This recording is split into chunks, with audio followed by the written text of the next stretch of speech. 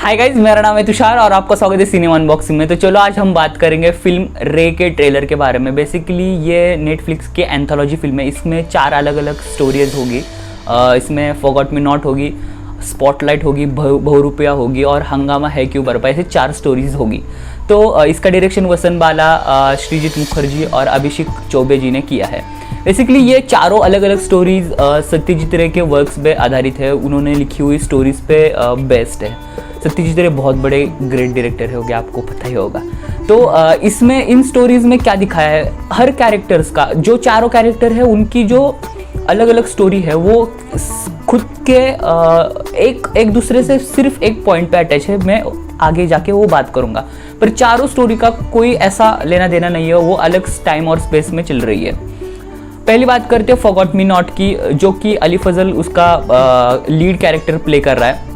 तो उसमें उसका नाम है इप्सित नायर, जो कि उसको man with a computer memory भी बोला जाता है या मेमोरी ऑफ कंप्यूटर भी बोला जाता है, क्योंकि वो कभी भी कोई भी चीज़ भूलता नहीं। वो एक एंटरप्रेन्योर है और उसकी वजह से ही वो जाना जाता है। दूसरा कैरेक्टर स्पॉटलाइट में हर्षवर्धन कपूर ने प्ले किया है। उसकी जो लुक है वही वो उसकी स्टारडम है, वही उसकी ताकत है। और वो एक बॉलीवुड का एक बहुत बड़ा एक्टर है, एक बहुत बड़ा सेलेब है। तीसरा मनोज वाजपेयी का कैरेक्टर है हंगामा है क्यों बरपा में। वो एक मुसाफिर अली नाम का एक कैरेक्टर है, वो गज़लें गाता है और उसका एक अपने लेवल पे एक स्टारडम है, बहुत बड़ा स्टारडम है, उसके बहुत ज़्यादा फ़ैन है।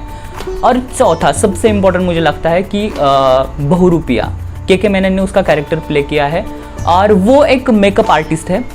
वो मेकअप करता है, जिसने एक जॉब छोड़ के वो मेकअप आर्टिस्ट बना है। तो ये चारों अलग अलग स्टोरी है और वो अपने करियर के पीक पॉइंट पे है, अपने सक्सेस के पीक पॉइंट पे है।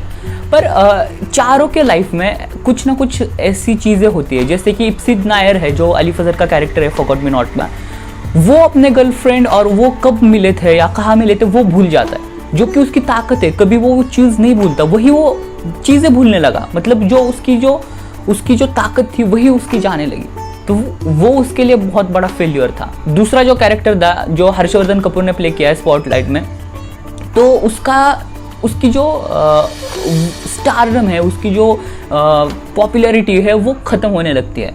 और वो ख़त्म होने लगती है एक साध्वी की वजह से। अब वो कैसे होने लगती है, बेसिकली स्टोरी क्या है वो हमें फिल्म देख के ही पता चलेगी। पर एक साध्वी दिखाई है, एक गॉड वुमेन बोल सकते हो, वो दिखाई है। उसकी वजह से उसका जो स्टारडम है वो ख़त्म होने लगता है। तीसरी जो मुसाफिर अली है, वो गज़लें गाता था, उसके बहुत बड़ा फैन बेस था, उसका भी स्टारडम कम होने लगता है। और चौथा कैरेक्टर जो के मेनन का कैरेक्टर है, वो बेसिकली उसे उसके काम से निकाल दिया जाता है। ओके, अब ये चारों कैरेक्टर जो पीक पे थे उसकी सक्सेस पे, वो वहाँ से नीचे आए हैं।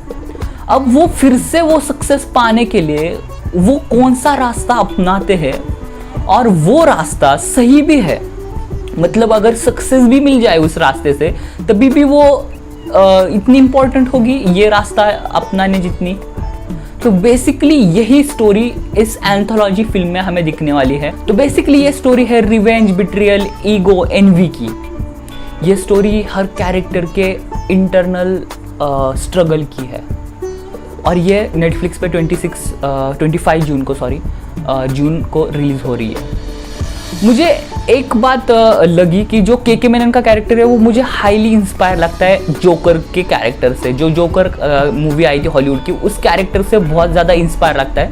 अब फिल्म आने के बाद ही पता चलेगा कितना इंस्पायर है। और दूसरी बात, जो ट्रेलर में जो इंट्रो सॉन्ग यूज़ किया है, जो बेसिकली पूरी ट्रेलर तक चलता है, वो मुझे कॉपी लगा ब्लैक विडो के प्रोमोशनल सॉन्ग से बेसिकली, या जो ब्लैक विडो में ट्रेलर में जो दिखता है उससे बहुत ज़्यादा कॉपी लगा। आप वहाँ जाके देख सकते हो यूट्यूब पे, सिर्फ चेक करना दोनों सॉन्ग्स को, आपको जल्दी से पता चल जाएगा कि वो कितने सेम है, बीट टू बीट सेम है।